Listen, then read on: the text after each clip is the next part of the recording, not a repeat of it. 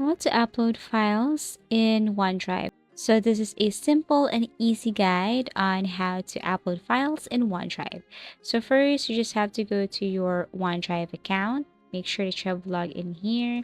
And if you don't know where to locate OneDrive, you just have to click this 9 dots at the top left corner, tap OneDrive. And then this time, you have to simply look for upload.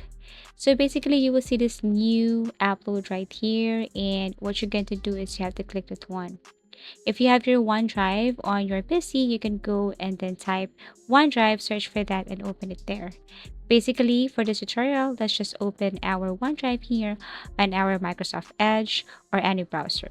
This time, what you're going to do is click upload. So as you can see, I have uploaded files from my computer, and if I go to files, I can see the file that I have uploaded from my computer. You could also upload folder if you want. So you just have to click this new folder right here. You can change the name of your folder. You can create a folder right here and then add file.